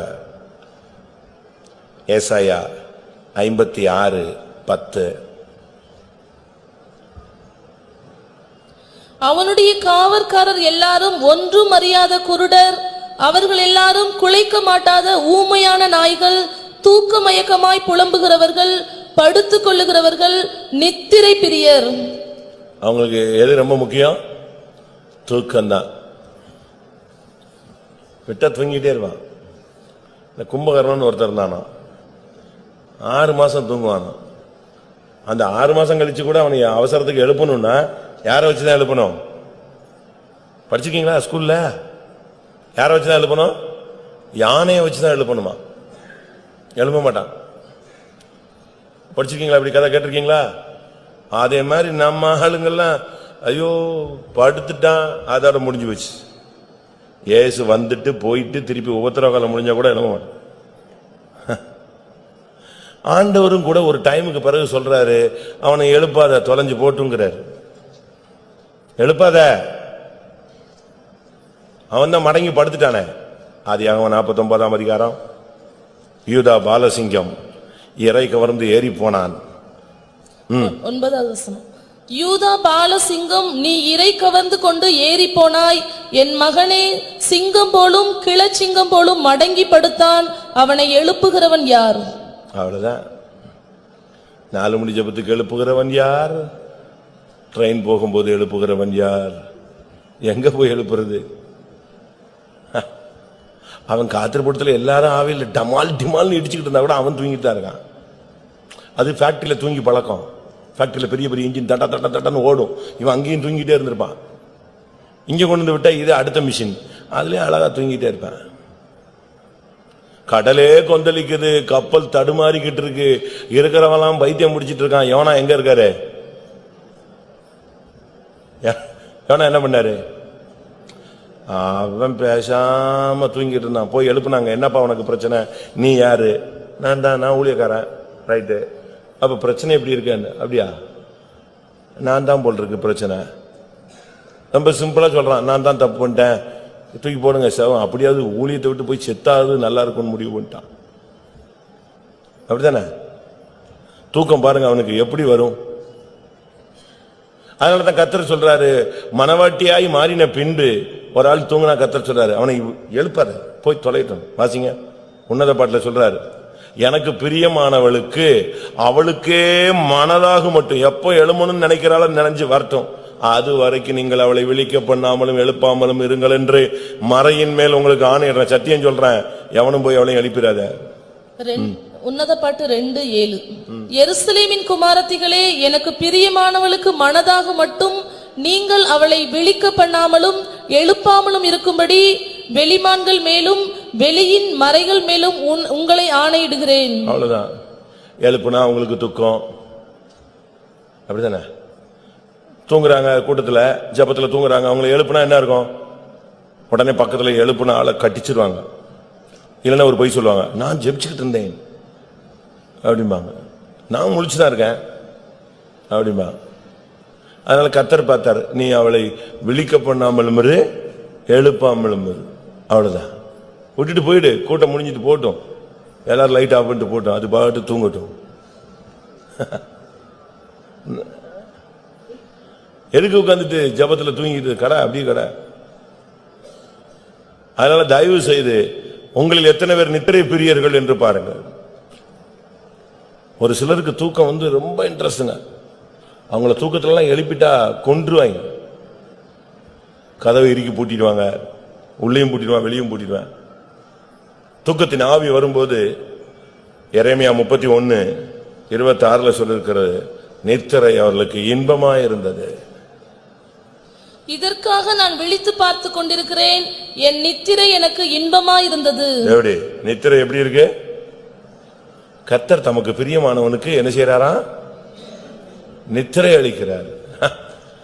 அதுக்கு சரியான பைபிள்ல பழைய ஓல்டு மொழிபெயர்ப்புல, நல்ல மொழிபெயர்ப்பு பாத்தீங்கன்னா, நித்திரையில் அவனுக்கு இன்பத்தை அளிக்கிறார். இன்பமான காரியங்கள், சொப்பனம், தரிசனம், பரலோக மகிமையை காண்பிக்கிறார்னு அர்த்தம். இன்னைக்கு நமக்கு எத்தனை பேருக்கு தூக்கத்தின் ஆவி இருக்கு? தூக்கம் வேணும். ஒரு மனுஷனுக்கு 24 மணி நேரத்துல இத்தனை மணி நேரம் குறைஞ்சது அவன் என்ன செய்யணும்? தூங்கணும். இல்லைன்னா அவன் யாரா மாறுவான்? நாட்கள் போக போக அவன் யாரா மாறுவான்? வியாதியஸ்தனாய் மாறுவான். அதனால அவனுக்கு தூக்கம் தேவை. பட் தூக்கம் ஒரு அசுத்தாவியா அவன் தலையில ஏறி உட்கார்ந்துடக்கூடாது. ஏசாயா 29:10. கர்த்தர் உங்கள் மேல் கனநித்திரையின் ஆவியை வரப்பண்ணி, அவ்வளவுதான். கனநித்திரையின் ஆவி வரப்பண்ணி என்ன பண்ணுவாரு? உங்கள் கண்களை அடைத்து ஞான திருஷ்டிக்காரராகிய உங்கள் தீர்க்கதரிசிகளுக்கும் தலைவர்களுக்கும் முக்காடு போட்டார். அவ்வளவுதான். கனநித்திரையின் ஆவி வந்துச்சுன்னா நீ முக்காடு போட்ட கேஸ் தான். அது ஒரு ஸ்பிரிட். அதனாலதான் சொல்லி இருக்கிறது ஏசாயா 56:10, அவனுடைய காவல்காரர்கள் ஒன்றும் அறியாத குருடர். காவக்காரன் தூங்கிட்டான் எப்படி இருக்கும்? குலைக்க மாட்டாத ஊமையான நாய்கள், பெருவயிற்று அப்படியா திருப்தி அடையாத, அப்படித்தானே வாசிங்க. அவனுடைய காவற்காரர் எல்லாரும் ஒன்றும் அறியாத குருடர், அவர்கள் எல்லாரும் குலைக்க மாட்டாத ஊமையான நாய்கள், தூக்க மயக்கமாய் புலம்புகிறவர்கள், படுத்துக் கொள்ளுகிறவர்கள், நித்திரை பிரியர். எப்படி? வியாதி இல்ல, ஆனா அப்பப்ப போய் படுத்துக்குவாங்க. புஸ்கு புஸ்குன்னு போய் ஓடுறது, படுத்துக்கிறது, கொஞ்ச நேரம் ரெஸ்ட். நீங்க பாருங்க, தூங்குனீங்கன்னா என்ன நடக்கும்? பள்ளியில் தூங்கினவன் கல்வி இழந்தான், ஜபத்துல தூங்கினா நீ ஜெயம் இழந்தாய். உன் டைம் முடிஞ்சு போயிடும். பிசாசு உன்னை தூங்க வச்சு தன்னுடைய வேலையை அழகா கண்டு போயிடுவான். நித்திரை அது கரெக்டா இருக்கணும். ஒரு சிலர்லாம் பாருங்க, நைட் 2 மணிக்கு படுத்தா கூட 4 மணிக்கு கிளம்பிடுவாங்க. 10 மணிக்கு படுத்தாலும் கரெக்டா 4 மணிக்கு கிளம்பிடுவாங்க. நம்ம அப்படி இல்ல, நமக்கு அந்த பிராக்டிஸ் இல்ல. நித்திரையை பற்றி பைபிள் சொல்லுகிறது, அது மரித்த நிலவரம். எபேசியர் 5:14. ஆதலால் தூங்குகிற நீ விழித்து மரித்தோரை விட்டு எழுந்திரு. தூங்குகிற நீ விழிச்சிரு, கரெக்ட், அதோட முடிஞ்சது. ஆனா அடுத்து என்ன சொல்லிருக்கு? மரித்தோரை விட்டு என்ன செய்ய? எழும்பு, அப்பொழுது கிறிஸ்து உன்னை பிரகாசிப்பார். தூக்க மயக்கத்தை ஜெயிக்கணும். அது ஒரு பிராக்டிஸ் பண்ணுங்க. ஆண்டவரே, எனக்கு கனநித்திரையின் ஆவியிலிருந்து எனக்கு ஒரு விடுதலை தாங்க சுவாமி. பைபிள் சொல்லுகிறது, 1 மணி நேரமாவது என்னோடு கூட விழித்திருக்க கூடாதா? ராத்திரியிலே முதற் சாமத்தில் எழுந்து மூர்ச்சித்து கிடக்கிற உன்னுடைய பிள்ளைகளுடைய பிராணனுக்காக உன் கைகளை ஏறெடு. இரவு முழுவதும் என் கைகள் தளராமல் விரிக்கப்பட்டிருந்தது. அப்ப நைட்டு நீ தேவ சமூகத்தில் இருக்கணும். நைட்டெல்லாம் நீ உனக்கு டைம் கிடைக்கும் போது, அதனால்தான் ஊழியத்தில் சொல்லுவாங்க படுத்து தூங்க கூடாது. ஊழியத்தில் சொல்ற கான்செப்ட் என்னது? தூக்கம் வராது, ஆனாலும் இவர் படுத்துக்கிட்டு தலையணை இங்க வச்சு அங்க வச்சு ஃபேனை கூட்டி குறைச்சு ஒரு 2 சீட் இழுத்து போட்டு அப்படி இழுத்து போட்டு எல்லாரும் தள்ளி போ, சத்தம் போடாத, இப்படிலாம் சொல்லி ட்ரை பண்ணி தூக்கத்தை கொண்டு வராத. படுத்து தூங்காத, தூங்கி படுன்னு சொல்லுவாங்க. உன்னை அறியாமலே உனக்கு தூக்கம் படுத்துட்டேன்னா ஓகே. ஆனா நீ அந்த டைமுக்கு போய்கிட்டு உடனே அப்படி அந்த மிலிட்டரி மாதிரி போய்கிட்டு உடனே படுத்துக்கிட்டு ஜபத்துக்கு போகாம அங்க போகாம இங்க போகாம அப்படிலாம் இருக்கக்கூடாது. கணனித்திரின் ஆவிக்கு நீ இடம் கூடாது. தூக்கம் உன்னை தரித்திரனாய் மாற்றும். வாசிங்க நீதிமொழிகள் 20:13. தூக்கத்தை விரும்பாதே, விரும்பினால் தரித்திரனாவாய். அவ்வளவுதான். தூங்கிட்டு இருக்கலாம். இன்னைக்கு வேலைக்கு போகாம தூங்கலாம், நாளைக்கு வேலைக்கு போகாம தூங்கலாம், ஒரு வாரம் வேலைக்கு போகாம தூங்கலாம். கேட்டா போன வாரம் வாங்கின சம்பளம் இருக்குல்ல, அதை செலவழின்னு சொல்லலாம். எல்லாம் காலியான பிறகு திருப்பி நீ போகணும், வேலை கிடைக்காது, திருப்பி கொஞ்ச நாள்ல நீ யாரா மாறுவ? நீ தரித்திரனாய் மாறிடுவாய். யோசிச்சு பாருங்க. மிலிட்டரியில இல்லாவிட்ட போலீஸ்ல எல்லாம் தூங்கிட்டா திடீர்னு செக்கிங் வருவாங்க. என்னத்தை எடுத்துட்டு போயிருவான்? இவன் கையில இருக்கிற கன்னு, இவன் கையில இருக்கிற எடுத்து வச்ச தொப்பி, இதெல்லாம் தூக்கிட்டு போயிருவான். திருப்பி சஸ்பெண்ட் தான், மெமோ தான், டீக்ரேட் பண்ணுவான். நம்ம இதுல ஒண்ணும் கிடையாது. ஒரே ஒரு டீக்ரேட் வரும், வரும்போது போக மாட்டேன், டப்புன்னு ரிவர்ஸ் ஆயிடும். கணனித்திரையின் ஆவிக்கு நீங்க இடம் கொடுக்க கூடாது, சுறுசுறுப்பா இருக்கணும். இது ரொம்ப முக்கியமான ஒரு பாதை. நீதிமொழிகள் 23:21. குடியனும் போஜன பிரியனும் தரித்திரராவார்கள், தூக்கம் கந்தைகளை உடுத்துவிக்கும். அவ்வளவுதான். தூக்கம் கந்தைகளை உடுத்துவிக்கும். தூக்கத்துக்கு நீங்க இடம் கொடு. நித்திரை பிரியர்கள் அவாடு படுத்து கிடப்பான், வேலைக்கு போக மாட்டான். 8:30 பஸ். இந்த பிள்ளைங்க பாருங்க, 7:45 8 மணிக்கு தான் எழும்பும். அதுவும் இவங்களை இந்த பிடிச்சு ஊழிக்கு எழுப்பி டைம் ஆயிடுச்சுன்னா 8ன்னு எழும்புன உடனே பாருங்க, அதுக்கு பிறகு பாத்தீங்கன்னா பம்பரமா சுத்துங்க. எத்தனை நிமிஷத்துக்குள்ள அங்க போன பாத்ரூம்ல இன்னொரு ஆள் இருக்கும் வீட்டுல. நான் அவசரமா போகணும், தடா புட்டான்னு கத்தி அவனை ஓட்டச்சு கதவை தண்ணியை தூக்கி தலை வழியா ஊத்தி தலை நனைஞ்சது காயாம அங்க இருந்து வெளியே ஓடி இவங்க சாப்பாடை தூக்கிட்டு ரெடியா நிப்பாங்க. ஒரு இட்லி சாப்பிட்டு போ, அரை இட்லி சாப்பிட்டு போகணும். அதை தூக்கிட்டு புக்குக்கெல்லாம் எடுத்துக்கிட்டு எங்க வந்துருவாங்க, ரோட்டுக்கு வந்துடும். திருப்பி தலையை தோட்டல, அதுக்கு ஒரு வியாதி. அப்படித்தானே? இதெல்லாம் வேணுமா? எழும்பு. குணசாலியான ஸ்திரீ எப்ப எழும்புவா எப்ப தூங்குவான்னு பாருங்க. தமிழ்ல ஒரு பழமொழி உண்டு, பின்தூங்கி முன்னெழுவாள். யாரு? அடுத்த வார்த்தை சொல்லுங்க. அதை சொல்ல மாட்டேங்கிறீங்க. பின்தூங்கி முன்னெழுவாள் பத்தினின்னு சொல்லியிருக்கான். எப்படி? ஒரு சரியான குணசாலியான ஒரு பெண்ணு லேட்டா தூங்குவா, எப்படி எழும்புவா? அது அப்படி பைபிளுக்கு வாங்க. நீதிமொழிகள் 31:15. இருட்டோடே எழுந்து தன் வீட்டாருக்கு ஆகாரம் கொடுத்து. எப்படி? எப்ப எழும்புறாளா? 7:30 மணிக்கு எழும்பி தன் புருஷனுக்கு காப்பியை கொடுத்தவளா? எப்படி? 7:30? நீயும் நானும் ஒண்ணு, ஆணும் பெண்ணும் சமம். நானும் 7:30 தான் எழுப்புவேன், 8 மணிக்கு தான் காஃபி. உனக்கு காஃபி வேணும்னா நீ வேற ஒருத்தைய கட்டி இருக்கணும். எப்படி? ஹோட்டல்ல உள்ளவளை கட்டி இருக்கணுமா? நம்ம ஆளுங்க பேசுற சும்மா வார்த்தைகள் எல்லாம் பாத்தீங்கன்னா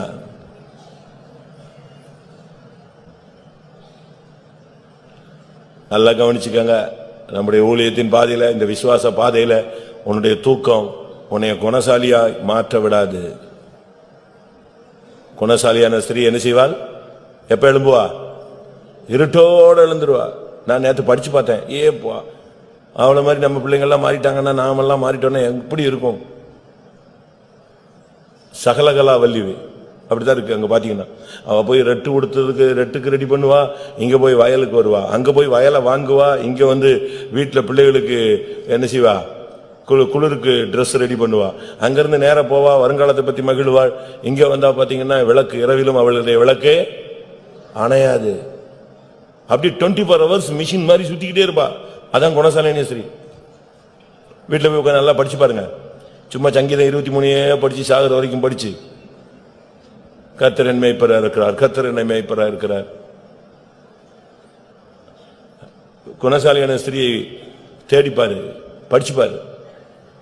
அவ எத்தனை மணிக்கு எழும்புறா, எத்தனை மணிக்கு தூங்குறா, வீட்டுக்காரங்களுக்கு எப்படி சாப்பாடு கொடுக்குறா, அவங்க பிள்ளைங்க என்ன சொல்றாங்க அவங்க அம்மாவை பார்த்து. அவங்க அம்மாவை பார்த்து பிள்ளைகள் என்ன சொல்லிச்சு? அந்த குணசாலியான ஸ்திரீயை பார்த்து அவங்க அந்த தாயை பார்த்து பிள்ளைங்க என்ன சொல்லிச்சு? 28 அவள் பிள்ளைகள் எழும்பி அவளை பாக்கியவதி என்கிறார்கள். எப்படி?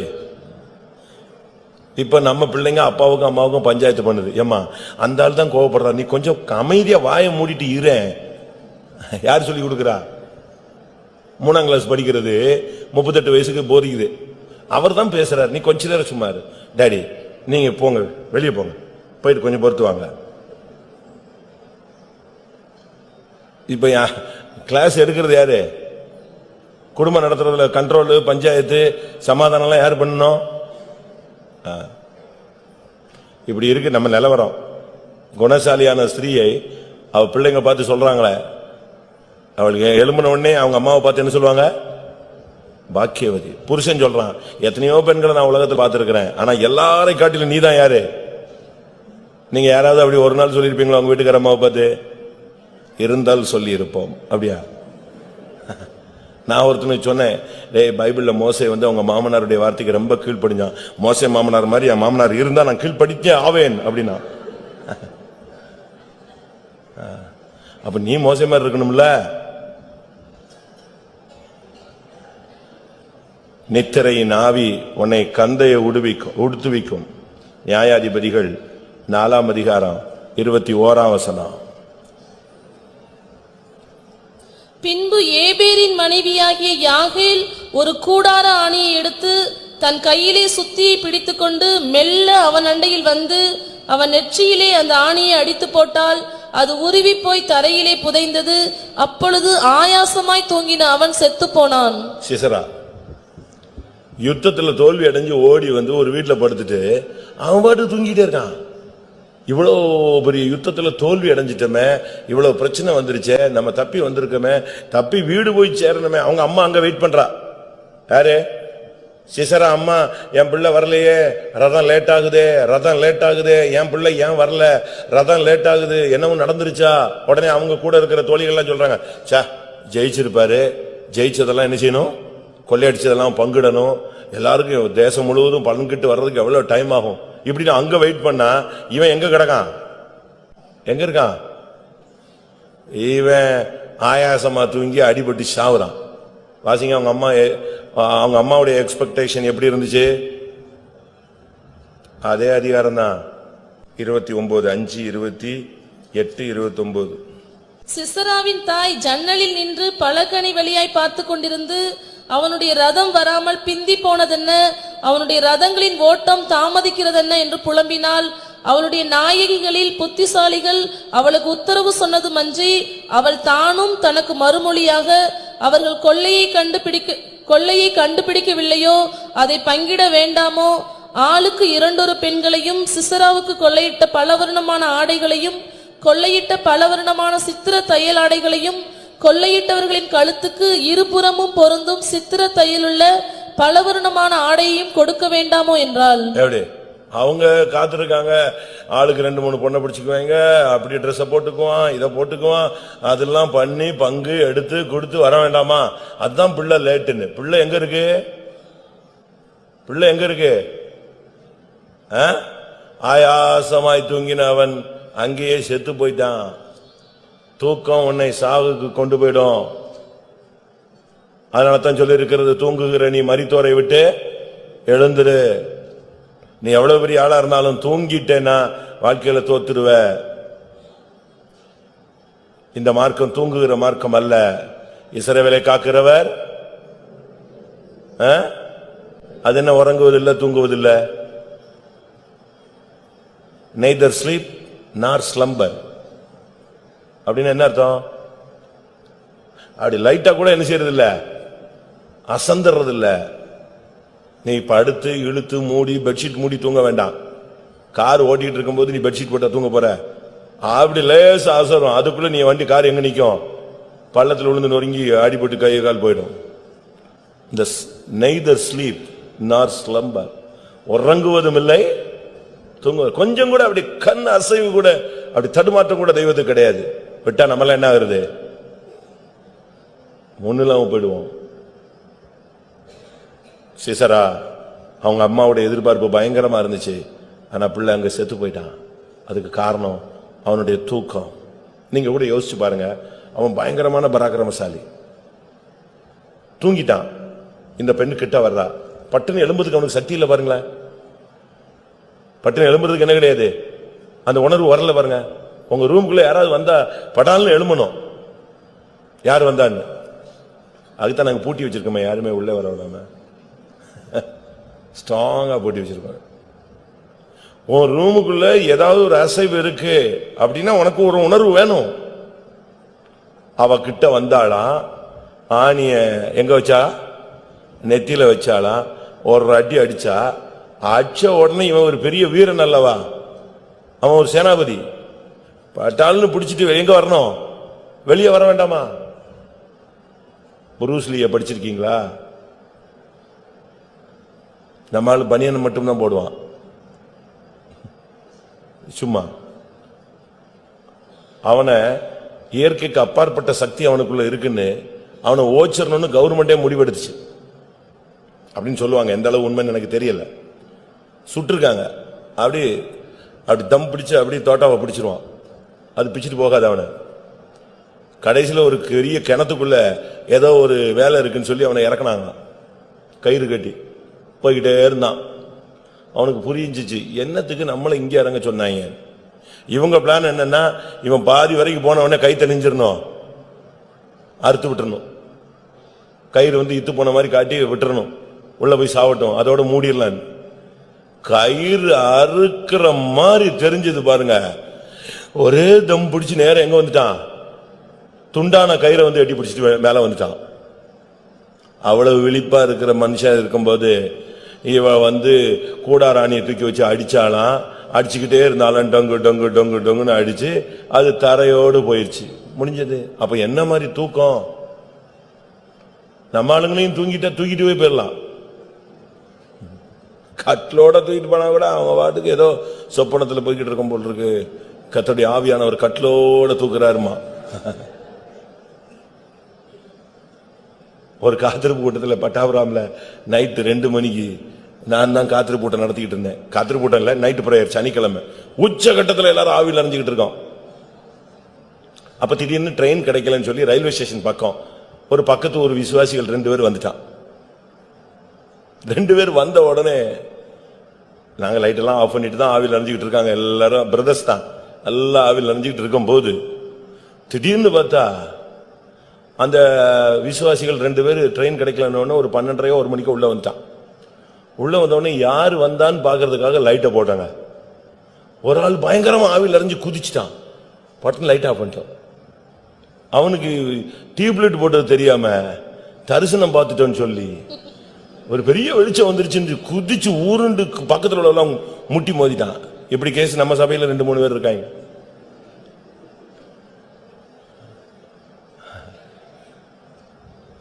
இதெல்லாம் என்ன ஏதுன்னு தெரியவே தெரியாது. தூங்கிட்டே இருக்கிறது, பட்டக்குன்னு ஏதாவது தெரிஞ்ச உடனே சொல்லிடுறது. நியாயாதிபதிகள் 16:19. அவள் அவனை தன் மடியிலே நித்திரை செய்ய பண்ணி, அவ்வளவுதான். அன்னைக்குதான் அவனுக்கும் சவரகன் கத்திய வச்சு சரட்டு சரட்டு சரட்டுன்னு இழுத்தா ஒன்னும் சூடு இல்ல, சொர்ணம் இல்ல. பேருதான் பெரிய பராக்கிரமசாலி, கோட்டையெல்லாம் புடுங்கிடுவான். ஆனா அவ தலையை சரிக்கிறதுக்கு வச்சு தலையை சரிச்சா இவன் நல்லா தூங்கிட்டு இருந்தான்.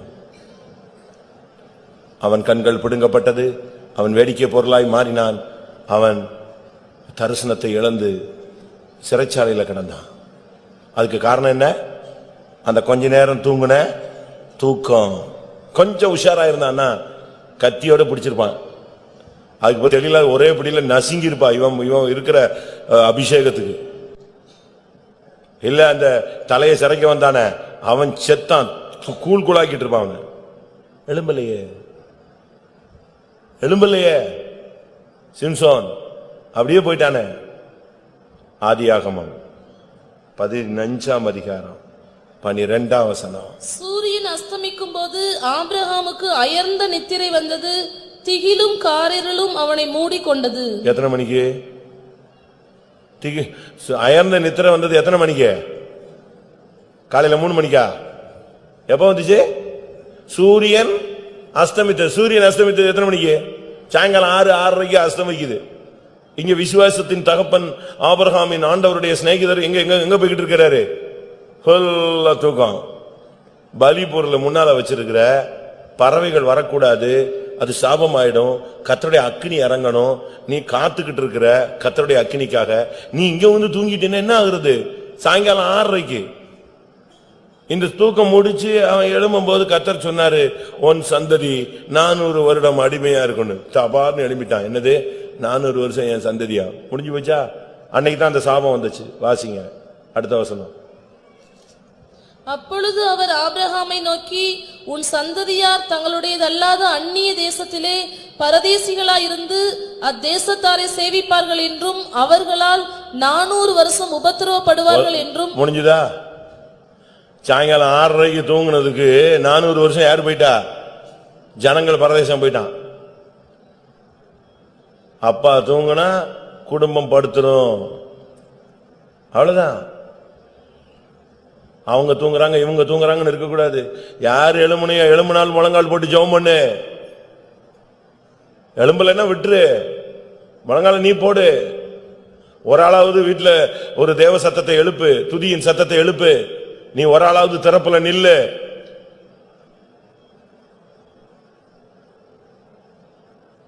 அப்போஸ்தலர் 12ஆம் அதிகாரம் 6ஆம் வசனம்.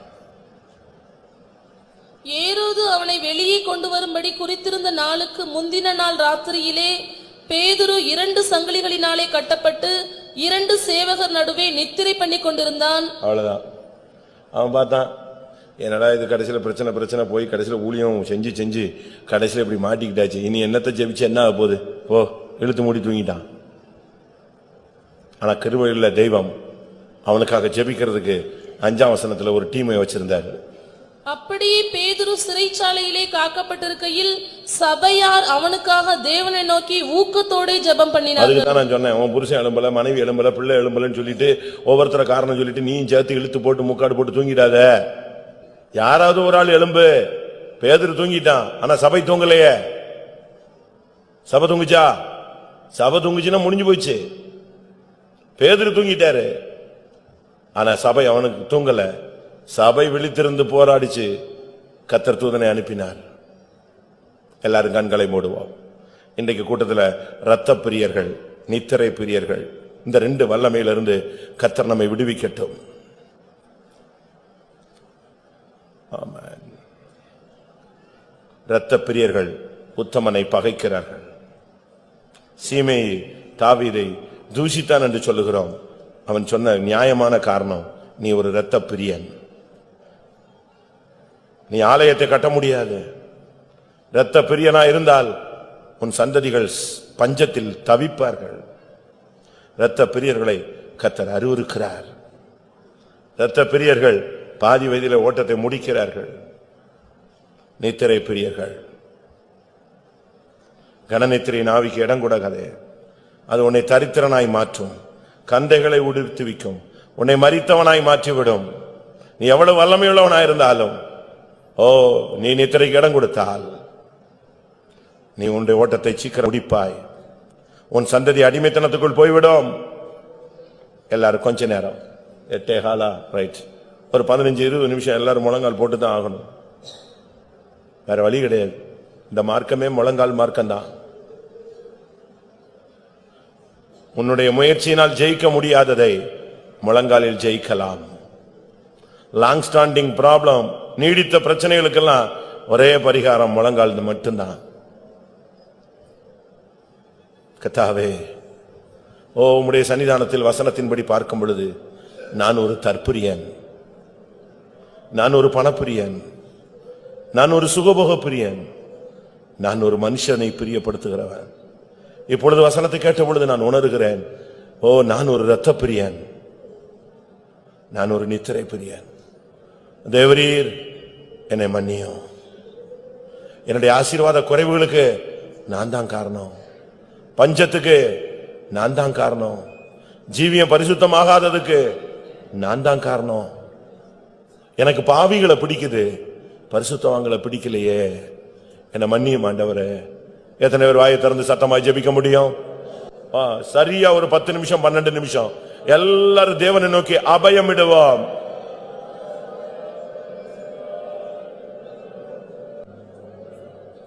வாயை திறங்க, சத்தத்தை கூட்டுங்க. ஆயக்காரனுடைய ஜெபம் சத்தத்தை அதிகமாக இருந்தது. இயேசு கெத்சமனையிலே சத்தமிட்டார். தம்மை மரணத்திலிருந்து ரட்சிக்க வல்லமையுள்ளவரை நோக்கி பலத்த சத்தத்தோடும் கண்ணீரோடும் விண்ணப்பம் பண்ணினார். அவருக்கு உண்டான பயபக்தி நிமித்தம் அவருடைய ஜெபம் கேட்கப்பட்டது.